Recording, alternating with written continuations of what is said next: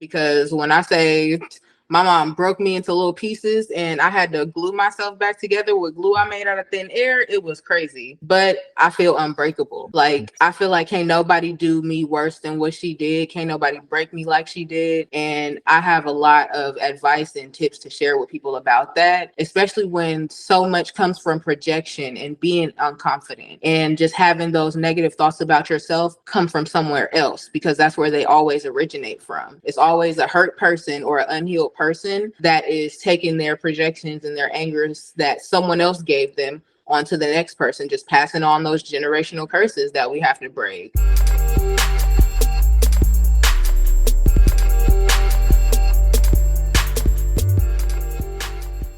All right, Miss Nyla, welcome to the Mindset Master Podcast. How you doing today? I'm well, and yourself? Doing great. Thank you so much for asking. And also, thank you so much for being here today. Thank you for having me. I'm excited. Yes, me too. Me too. I have a podcast, but I've never been on anyone else's. And I also was thinking about bringing guests on as well. So that's really, really nice. Yeah, at the end, I would like to get all of your information and I can link everything down below in the show notes for you here. Yeah, so that way we can get people to follow you also. That would be so great. Thank you. Yes, you're very welcome. My pleasure. So, what's your name? I'm Nyla, go by Nye, or the Neuro-Spicy Life Coach. Ooh, I like that. Yes.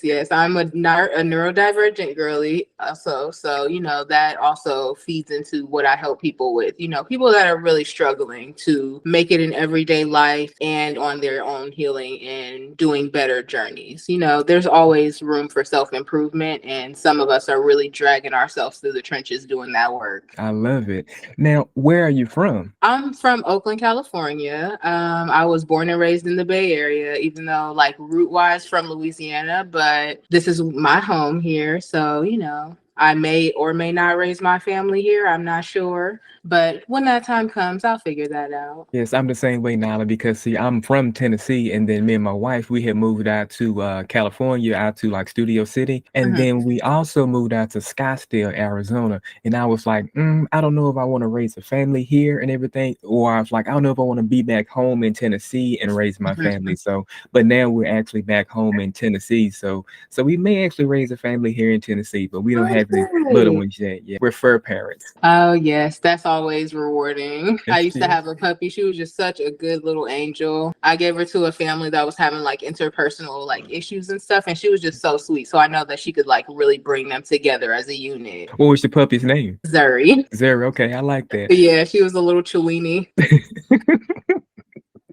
So we just actually bought a Pomeranian about 3 weeks ago for my wife's birthday, and then we have, now he's like a little teacup Pomeranian, and then we also have like a throwback Pomeranian, and her name is Christmas, and then we also have a Russian blue cat. Her name is Kit Kat Reed. That's my little family. So cute. That is so cute. The little family. You got to create your own sometimes. You do. You definitely do. You have to definitely create your own. So how can I help you today, Miss Nyla?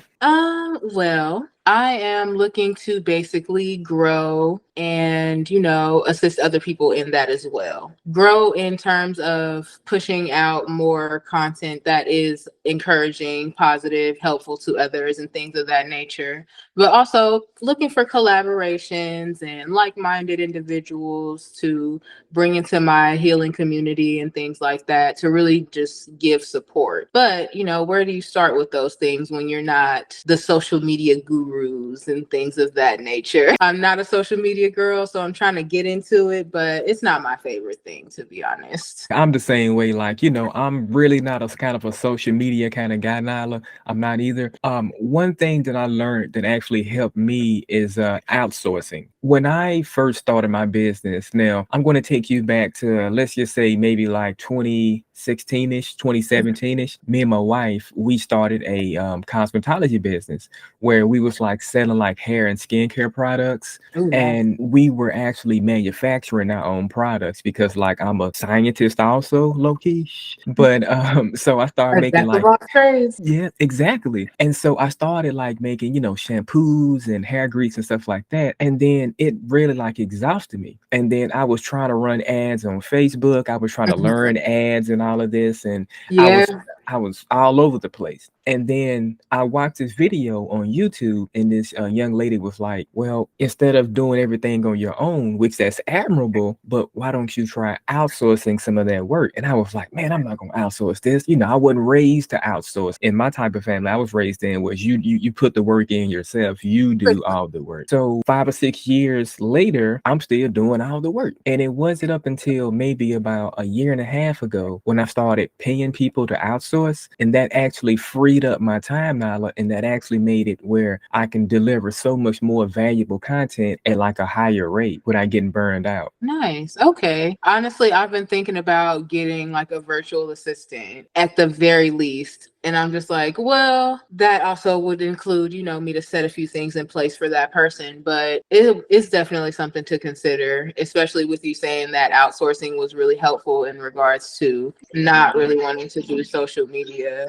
Yeah, it definitely is, because I'm 38 years old, finna be 39. So when I was coming up, it was no such thing as social media. Like the internet was really just getting started. And once I Same. was, maybe like 24, 25, that was like when Facebook kind of came out. And I was like already too far gone in my adulthood to really start social media. But I'm like way far behind on that, Lionel. So that's why I like started, outsourcing and paying people to do posts and stuff for me. I just send them my content that I need them to set up for me. And then once I send them my content, kind of how I want it, they'll sit there and they'll post it for me and stuff. And that saves me so much time and headache. It's such a hard thing when it's, meeting new people, trusting those people with your ideas and things. I've been down the road where I was, dating someone and they stole my entire business plan and, things like that. So, I guess there's aspects of things that I would have to put in place, I guess, for that to not happen again. But what would you recommend as like compensation for those people that you're outsourcing to? Because minimum wage is what I was going to do here, or like a little bit above that.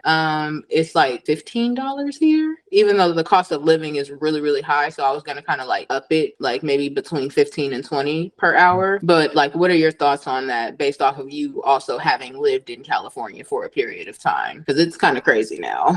So what I do now, I'm going to be completely honest with you here. I'm always honest on my show. What I do, I pay my virtual assistants $25 an hour. That's Okay. that's what I pay. But I also have my business set up a certain way, and I can't really get too deep into it here, but I have it set up a certain way so you can get certain write-off benefits for certain things like that. You have to have everything set up a certain way. But yeah, that's what I do. So yeah, that $25 an hour, and then that really brings out a lot of good quality assistance. Exactly. Because when I first got started, now like outsourcing, like for my VAs and stuff like that, I was trying to kind of like lowball people, and I hate to say that, but I'm gonna be always honest. I was I kind was of like, I lowballing. gotta keep it Yeah, 100. we got to. And so I was trying to do like $10 an hour, and then But you I see it online, and people are really working for that as yes. virtual assistants. They are.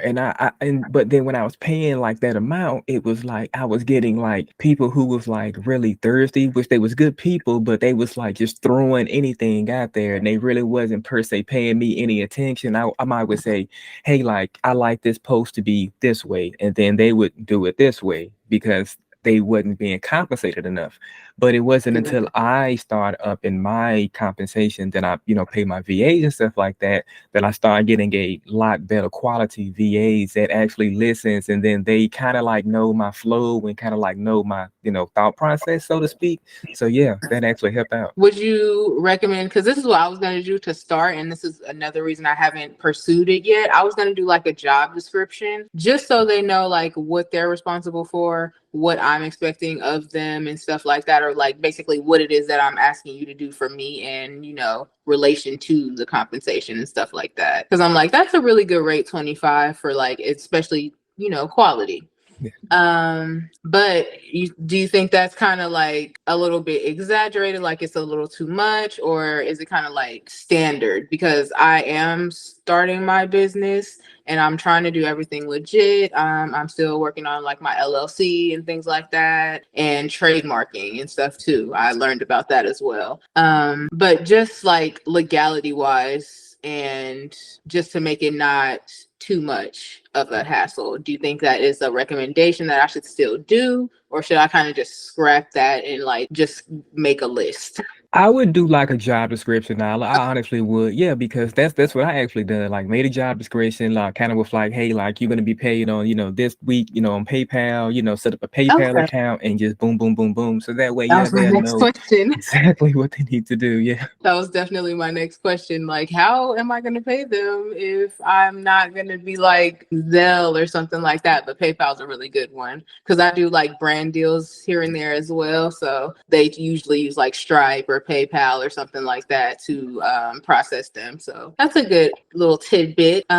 What is your favorite thing about having a successful podcast? That I get to help and motivate people. Yes, that is wonderful. Yes, Okay. because That's kind of what I'm going for as well. It's not about like follower count or, publicity and stuff like that. For me, it's really about being the support that I wish I grew up with, that I just did not have through the toughest of things, the worst of things. And I know I'm not the only person that's been through like hell and back. And so I know that a lot of those people are kind of still stuck in that, or stuck in what I call survival mode and like their survival personality in my first book. But yeah, I'm trying to help people heal in the ways that I see missing in the world, is how I'll put it. Because there's a lot of opinions, but not enough guidance and advice. you written a book, Nyla? Oh my God. Yes. It's called Stop Surviving Life and Start Living It. It's a little bit of a testimony, but it's also guidance, advice, and life tips for things that I've come across, things I've learned in therapy, which is the next books I'm working on. And, just along the way, how to get started, what is the hard parts of it, just little encouragement throughout all of the different chapters. There's quotes in there from different people to start off each chapter and really give you a feel for what I'm trying to get you to understand.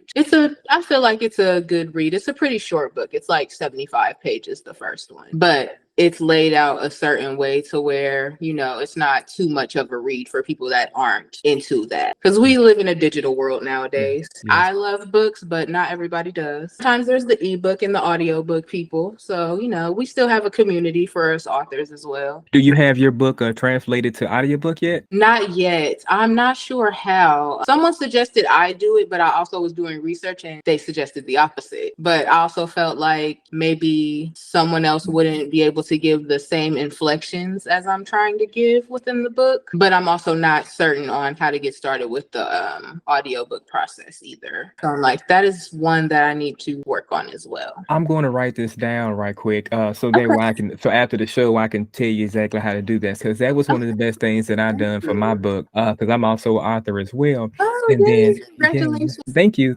And so, yeah, I'm like you, like I love to read, but a lot of people, they don't really like to read anymore. They would rather listen. So once I did the audiobook, that was the best thing that I've ever done. I started reading like book quotes on my social media and like explaining them to people a little bit, give them a little bit of what I'm about, because when you kind of don't really post very much, it's like, well, who is this person? Why should I listen to them? So that's kind of where I'm at right now. It's like why should you listen to me? And it's like, well, trust me, I've been there and maybe even further, but I can help. If you desire to do better, I promise I can help you in whatever way that is. I'm the same way too. I take a lot of the things in life like that I messed up on, and then I make like successes out of that. Because so for example, I wind up writing a movie script, and that movie script was based upon my life. So I had one of my exes a long time ago, like way before I got married. She tried to have me assassinated over some life insurance money. The craziest things over money. I know, right? So what wound up happening was she, tried to hire these goons, to come and get me and everything. And so after they tried to make that attempt on my life, I felt some kind of way. So my wife was like, that's when I met my wife, and she was like, Tony, instead of you being so upset, why don't you write a movie script about that shit? And I was like, you know what, babe, you're right. I'm going to do that. And I wrote the movie script about my life, and I came in third place out of 75,000 people. And so that really, thank you, that really like put me out there, and that made me like, that really pushed me. So I took my life and what happened in my life and made like something negative into a positive. And then that's how I got started, like with this business here, like word of mouth, and it kind of spread around. So yeah, so I know exactly what you're saying. Like you just motivated to want to help people. Yeah. I thought about going a similar route, but I'm like, oh, with the way my life has gone, I didn't want my book to be a slander piece per se or be perceived as that, because if I went into detail about the things that people have done and said, like, it'd be a lot of upset people, and that's just not what I'm trying to do. That's not the energy I'm in, but it would make for a good story for sure, you know, like a good overcoming testimony. So I will definitely share more, but congratulations. Like, that is a lot to make it through.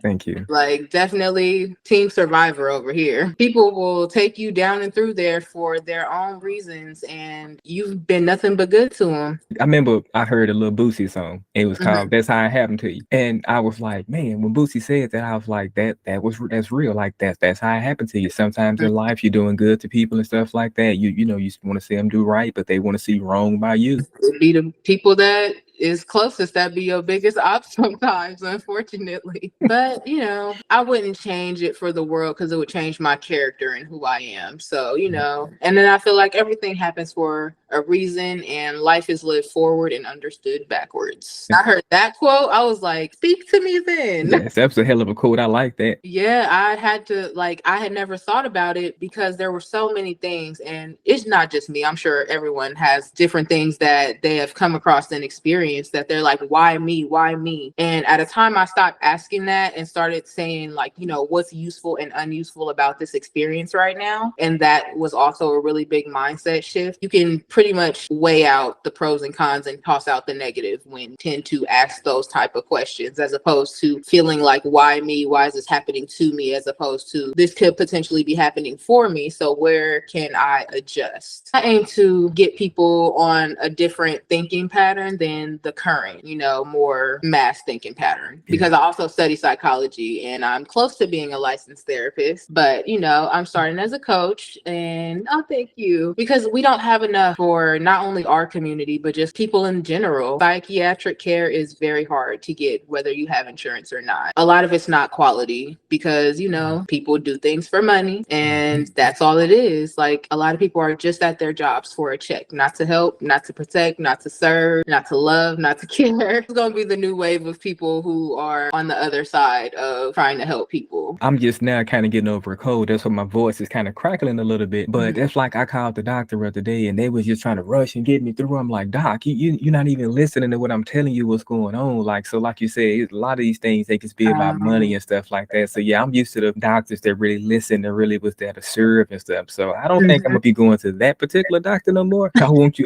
to listen to me and what I'm saying, because I'm paying you my money. A similar issue actually with the hospital myself. I'm like, I'm needing to go, but I'm like, where do I go if I'm not getting supported or listened to at my primary hospital? So, you know, I'm having a certain problem. This is coming inconclusive, but I feel this way, and they think I'm delusional. And I'm just like, I promise I'm not.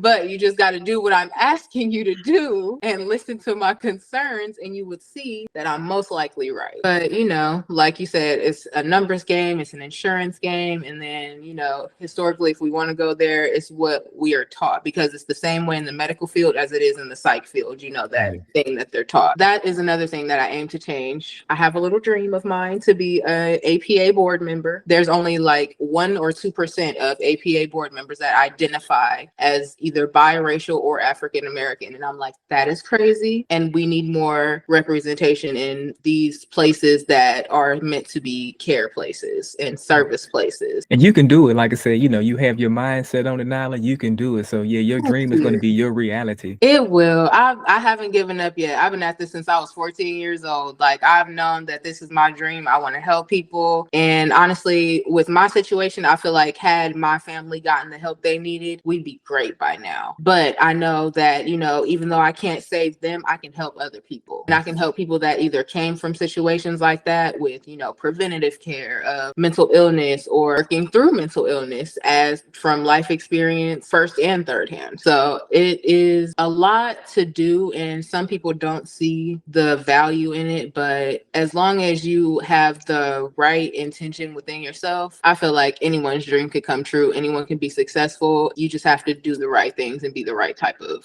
energy. That's kind of like how my dream kind of came true. my whole life when I was a little boy, I always wanted to be on TV. Once I wrote that movie script, and then once I, did all my Hollywood stuff, that dream right then at that point didn't really work out because I always dreamed of being just on TV, but I never was clear on how I wanted to be on TV. It was just I want to be on TV. And then what wound up happening, I wasn't in the film ministry anymore because I got tired of that lifestyle like that. Then I started working at a car dealership and I was selling like exotic cars and everything. And then because of my personality, on my second day, I wound up selling a $75,000 car. And then my manager was like, Reed, how the hell did you do that? I'm like, do what? He was like, how the hell did you sell this kind of car? You never sold no car in your life outside of Craigslist. How did you do that? I was like, well, I'm like, I grew up in a barbershop, I'm a barber, so I know how to kind of, talk to people and wheel and deal and stuff like that. He was like, Tony, can you show other people how to do that? And I was like, you know what? I can do that. Then I started making these videos now. I started making these like courses and stuff. And then people started paying me for my courses. And I was like, oh shit. And then I started being on YouTube. And then I started getting like ads on my videos and stuff. And I was like, wow. So now my dream is coming true. It wasn't in the Hollywood aspect, but I'm still on TV every single Friday. I got my podcast every single Tuesday. So, it's like now I'm out to the world. So I'm living my dream now. So dreams do come I feel true. like So that's literally gonna be this year for me. Like 21 to last week was crazy. So I'm like, it's been a journey over the last 3 to 5 years. But honestly, I know that this is the year. Like it started off so interesting and just like regardless to what's going on, there's so many blessings that I could be grateful for. And me actually receiving things that I've been praying about, that I've been working hard for, that I've been applying for, like for example, like brand deals, or like I just started doing that. I'm starting my Patreon soon, which is more like a healing exchange is what it's called, like just like a soul tribe for people that need community. Like we all need a support system and not everyone has one, and that's literally a luxury that not a lot of people really take advantage of and use properly, but they don't think about it in regards to other people just not having it. Like it's like that with everything in the world. But if we can bring more awareness to certain things, or at least put out resources so that it's a little bit more level of a playing field, at least, baseline wise with how we feel every day, then I feel like it's a part of my purpose. I'm here to help heal people, help the people that never had it, like cheer for the underdog, but also give the testimony of like a true underdog that got it out the mud, no support, no help, like shooting in the gym alone, crying by themselves.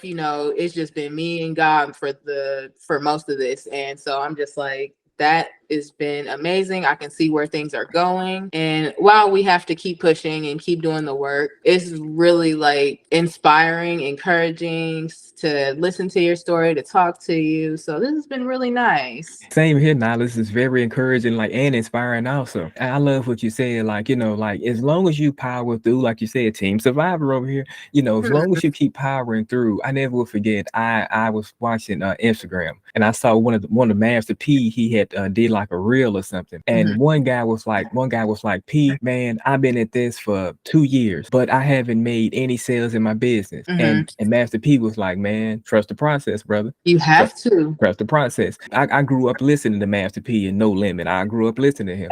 I was like, man, if P said trust the process, because at that time in my business now, I really wasn't making a lot of sales in my business neither. I'm just gonna be honest with you. I was making I'm money. still fresh. I'm like, I haven't even released my coaching programs yet.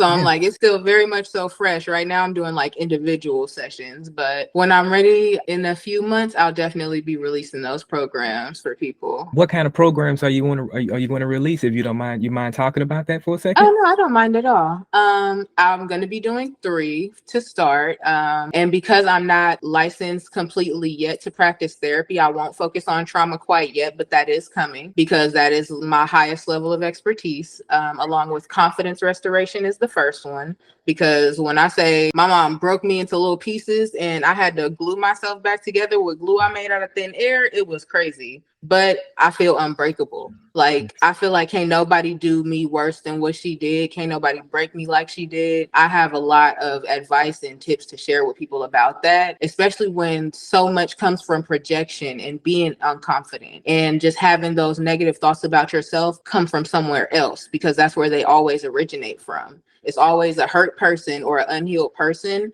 that is taking their projections and their angers that someone else gave them onto the next person, just passing on those generational curses that we have to break. If you're ready to take your journey of mindset mastery to the next level and dive even deeper into mindfulness and also meditation, well, I've got a fantastic resource just for you. Inside, you're going to find step-by-step instructions, valuable insights, and also practical exercises to help you enhance your mindset and bring more positive changes to your life. Whether you're looking to conquer challenges, unleash your potential, or simply find more peace and balance throughout your daily life, this guide is the roadmap to success. To get your hands on this exclusive resource, all you need to do is click the link below in the description. The second one is going to be more so focused on spiritual wellness practices like meditation, affirmations, your personal power statements, and things of that nature. So just really getting further in touch with yourself and on like a spiritual, non-religious level, because it doesn't take all of that all the time, you know, and it doesn't take God out of anything, because that's my supporter. That's